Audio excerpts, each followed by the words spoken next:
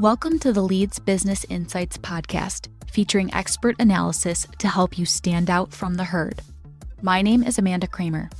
We are thrilled to be discussing management of a mega brand during the pandemic and change management with Clark Jones, Senior Vice President, Disneyland Resort Finance, Revenue Management, and Special Events.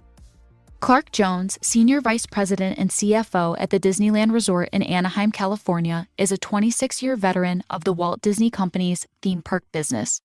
Clark leads approximately 110 professional cast members in various financial and operational roles that work closely with his partners on strategies and plans to further build the Disney brand, establish, implement, and maintain Disneyland Resorts' financial plans, and provide unique and memorable experiences for Disneyland Resort guests. Clark earned his Bachelor of Science degree in accounting from the University of Colorado at Boulder. His Master of Business Administration degree was earned at the University of Florida at Gainesville. Clark currently serves as co-executive champion of Disneyland's Pride Business Employee Resource Group, is an executive board member of Visit Anaheim, and sits on the Leeds School of Business Advisory Board at the University of Colorado.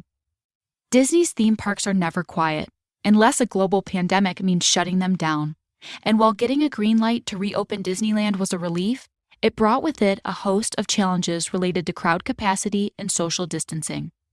And getting it right not only means creating an amazing experience for your customers, it means setting an example that smaller players in the tourism space can emulate, not to mention the hotels, restaurants, and other industries that depend on your success. Today, it's a pleasure to welcome Leeds alumnus Clark Jones, Senior Vice President of Disneyland, to Leeds Business Insights to talk about what he calls the hardest 2 years of his career, getting through the worst of the pandemic, and coming out on the other side. Welcome, Clark, and thank you so much for being here today. Thanks, Amanda. Absolutely my pleasure. Excited to see you and hear you, I guess. Yes, absolutely. We're really looking forward to our conversation. And let's start with the big question, Clark. You know, Disney is a household name. Let's peel back the curtain. Tell us about where Disneyland is at today. Great question. Well, one, I would say we are super excited about where we are today. We opened back up at the end of April, rolling into May. And to see those first guests come back through the gates after being closed for over 400 days was super exciting. The business is doing really well. The guests are super excited to be back. The holiday season was incredible. I think, we're on the path to what our president calls a legendary comeback. We still have a ways to go.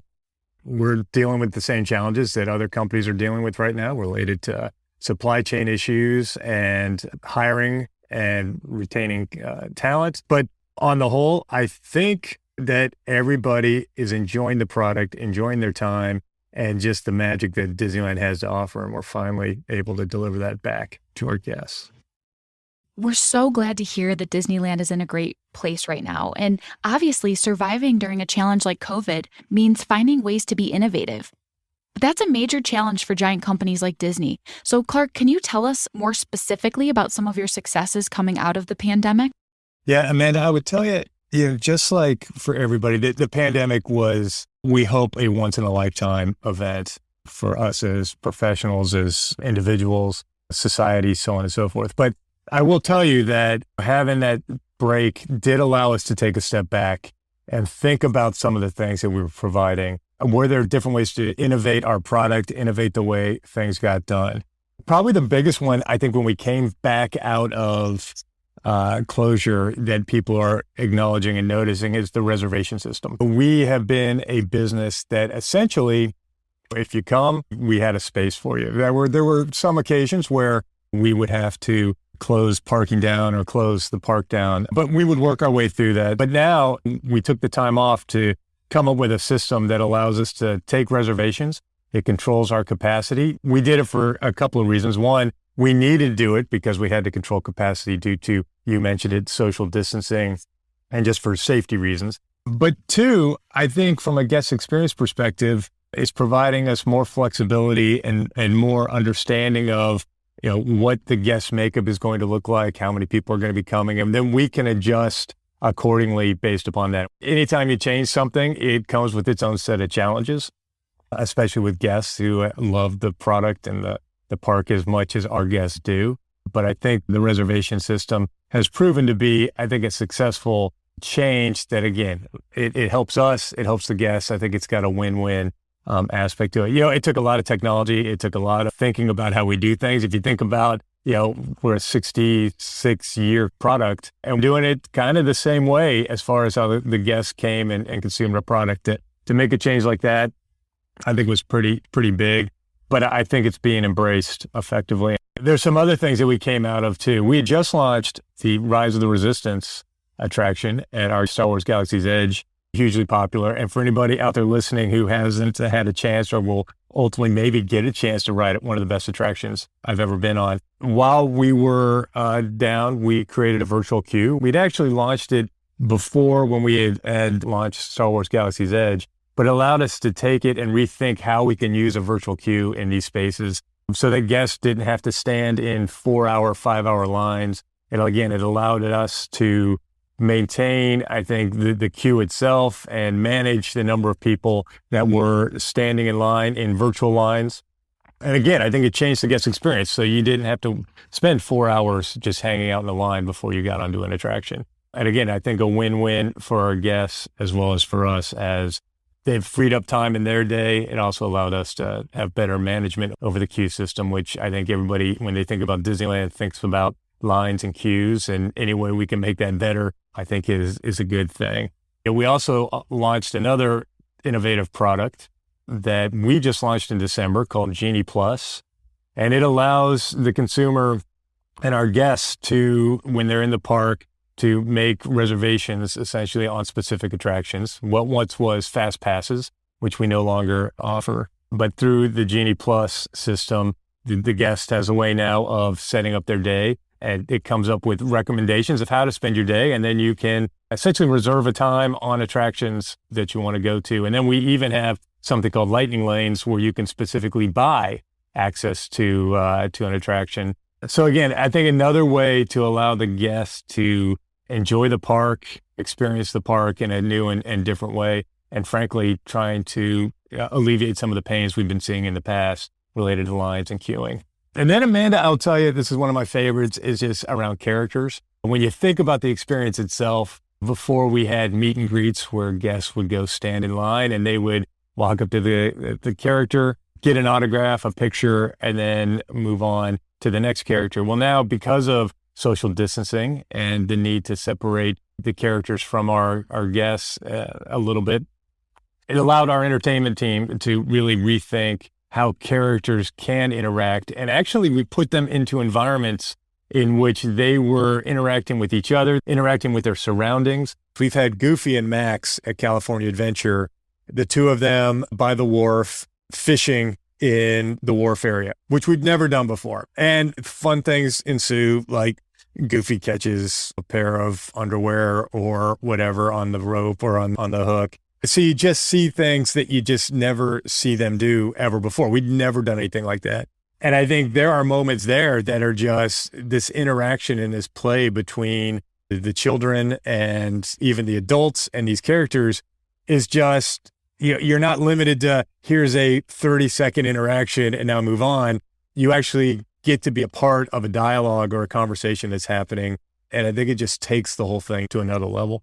Really, what it sounds like is the pandemic offered up an opportunity for Disney to pivot and provide an even greater guest experience through these innovations. Yeah, that is what we're hoping, right? We are a guest-first organization, right? I mean, we try to do everything through the lens of the guest. That includes how they interact, but it also includes how our cast interact, cast makeup. I guess the other part of all this is when you think about our cast or employees, we call them all cast. The cast is what makes the product come to life and what makes Disneyland Disneyland. Without them, it just would be, a brick and mortar space. But the cast is what makes it happen. I think we're continuing trying to look at how do we innovate the cast experience as well and provide them tools to understand what the guests are doing, answer questions, continue to be a part of that guest experience. Because, I think when we talk to our guests or their interaction with the cast, usually sits really high on the list. And so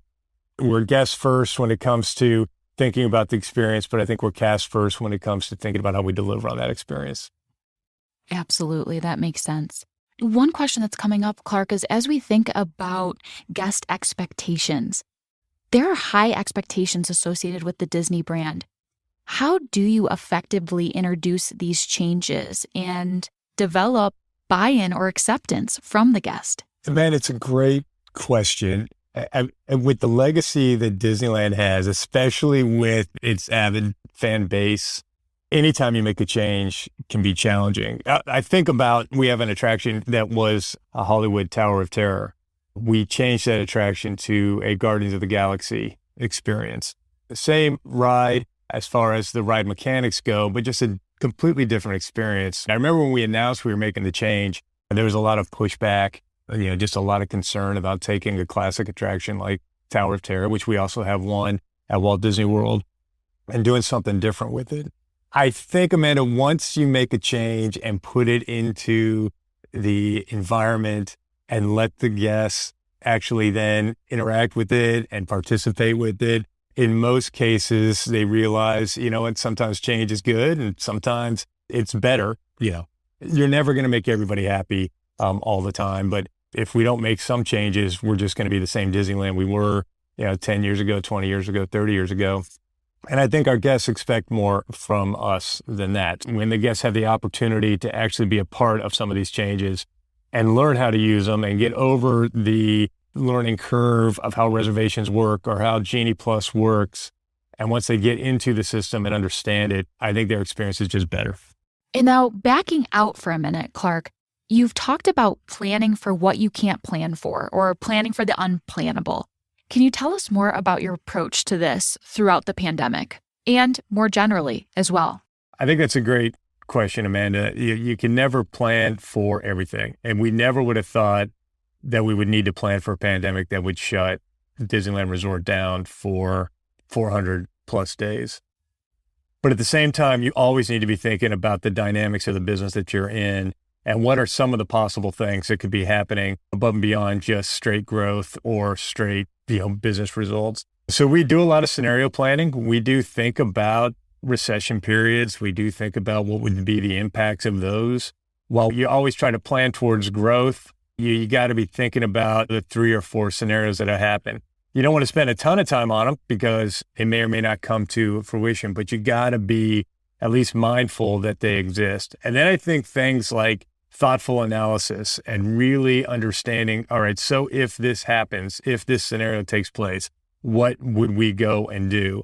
And then put on the shelf some of those ideas. And then lastly, it's about the flexibility, right? You need to be flexible. You need to be nimble. You need to be able to make choices and decisions and just know that they might not be 100% perfect, but you're going to have to make some hard calls and try them and see what happens. And hopefully you've done enough thoughtful analysis, enough scenario planning that you have at least an idea of the decision you're about to put in place and what the impact of that is going to be in the longer term decision or offsetting whatever it is, the environment that you're in. One of my favorite quotes right now is coming from the film Encanto, which hopefully the listeners have had a chance to see. And it's such a great film. And there's a character in there who is the perfect daughter. She says, it doesn't have to be perfect. Sometimes it just has to be. And I think when you think about planning, it's like, it doesn't have to be perfect. It doesn't have to be spot on all the time, but you have to have it and you have to be thoughtful about it. And it needs to be there. So when the time does come, you're ready to act upon it. And you've got at least a starting point to think about how you're going to get through whatever the challenges that you're facing at that moment. Let's pivot a little bit into managing the cast or employees. When this pandemic hit, it sounds like you're sitting down and having a conversation. We have these tools in the toolkit, and we also need to be nimble. Could you peel back the curtain and share with us from a leadership perspective what that conversation might look like or how those listening might be able to manage change and unpredictability with their employees? Yes, Amanda. You opened this by saying this was the hardest 2 years of my career. And I think that was part of it, the management of the cast to work your way through all this. So let's dial the clock back to March 13th, 2020. We say we're going to be working from home, and we thought we'd be working from home for about 2 weeks. We didn't know what that meant, and we didn't really know how to work from home yet. And so I sent my team home we started working virtually. And I think when we say working virtually now, we all kind of forgot what it was like to do that in the first couple of weeks, and not really knowing we were using a different communication tool, and then Zoom took over, and now we don't know a world that doesn't have Zoom. And I sat with my team on a regular basis. One of the interesting things too that came out of this was I now meet with my entire team, so the 100+ cast members that I have, every Wednesday for half an hour. And I use that as an opportunity to communicate with them things that are going on. Now that we've reopened, we're communicating about things that are going on within the park. Every leader I have gives a quick update on what's going on in their space. We talk a little bit about what the business is doing.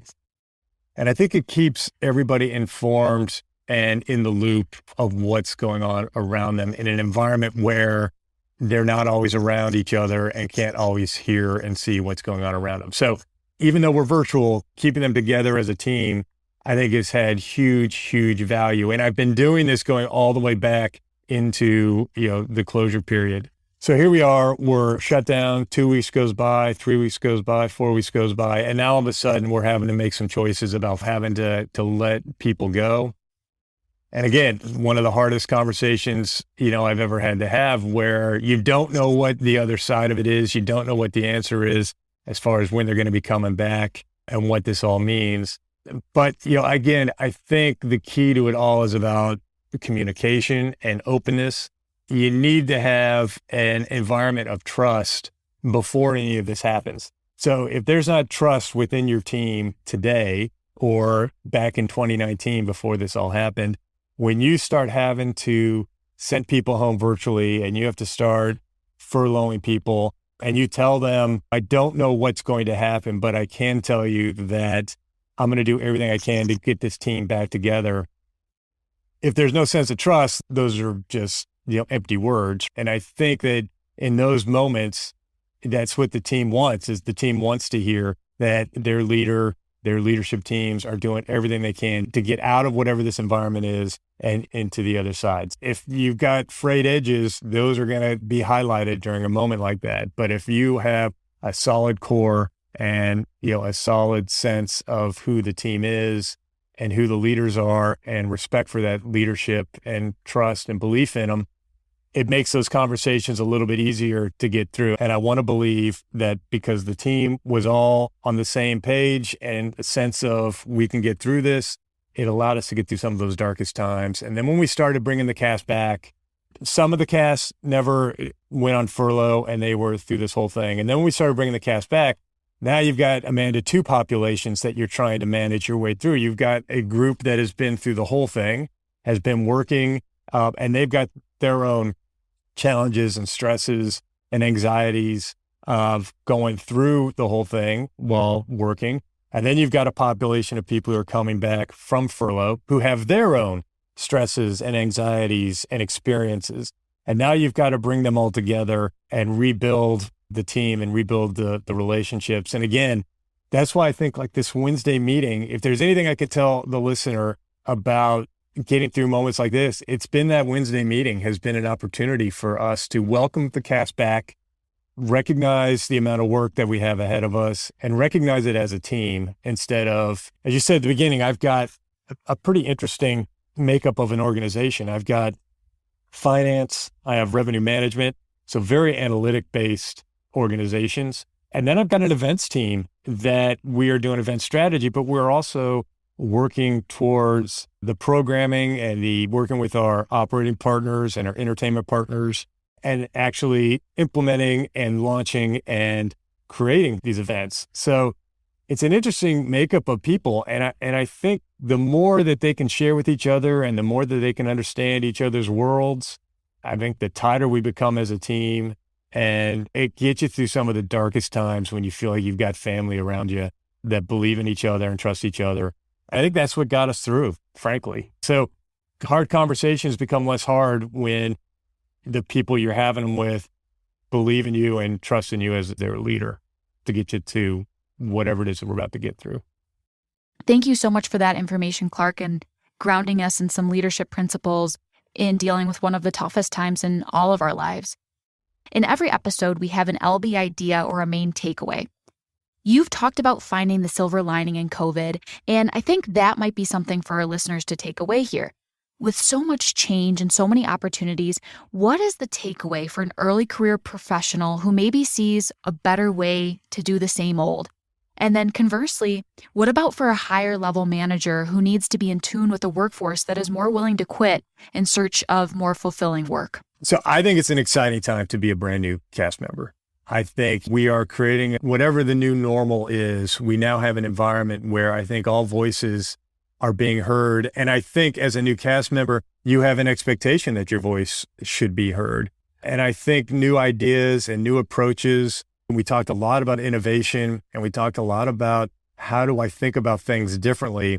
I think as somebody brand new to the workforce, you're bringing that to the table. You are bringing a brand new perspective to organizations and to companies. And I don't think you should be afraid to say what you're thinking and say how you might change an organization, because I think that is your expectation, that the company should be listening. And I think we as leaders know that that's your expectation. And we need to create an environment in which you can do that. So don't be afraid to come in and really provide perspective and add value and question things and really take a look at the environment around you. Because I do think the environment is new and it's changed. And this is the new thinking versus the old thinking. And you're going to create that new thinking. And then I think as leaders, we need to support that. We need to create an environment in which our cast are coming in and they feel that we talked about trust and we talked about respect. They feel that they have that environment and that they can be open and they can think about ways to change. I think as leaders, we need to create an environment where our cast know they're creating value, the work that they're doing is respected and it is appreciated. And the only way that we can do that is to let them provide input and provide perspective. They need to learn from us as leaders. That is still our job, is to teach them how to work and how things get done and what is the culture of the company, so on and so forth. But we need to be creating an environment in which they have a voice, probably a bigger voice than they've had in the past, because they're expecting that. And I think we should be looking for that. Absolutely. That makes sense. So Clark, while we have you here, are you able to share with us some of what's coming down the line for Disneyland and or Disney World? Sure. It's an exciting time, frankly, for the domestic park business at Walt Disney World. We're celebrating our 50th anniversary right now. So a number of new things. We have a new nighttime spectacular harmonious at Epcot. We've got a new fireworks show at the Magic Kingdom. We've got coming a new Tron attraction at the Magic Kingdom at Walt Disney World. And we've got a Guardians of the Galaxy attraction that'll be coming at Walt Disney World at Epcot as well. And then here locally at Disneyland, we've got Mickey and Minnie's Runaway Railway, which will be coming in the next couple of years. Construction on that is moving along great. So I think there's a number of things on the horizon. We're about to celebrate the 100th anniversary of the company. So a lot more to be shared in that space as we get closer to it. But just, again, it's an exciting time for us, for the company overall. A lot happening. Absolutely. So exciting. Thank you so much for joining us today, Clark. It's been really informative and wonderful to have this conversation with you. It's my pleasure. I'm glad you are doing this. I think this is an exciting opportunity to hear from various business leaders and what they're facing, what they're going through. I think hopefully we added some value today and the conversation was insightful, maybe fun. Thank you again for listening to Leeds Business Insights, and a special thank you to my guest, Clark Jones. Make sure you don't miss a single episode. Subscribe to Leeds Business Insights wherever you get your podcasts. See you next time.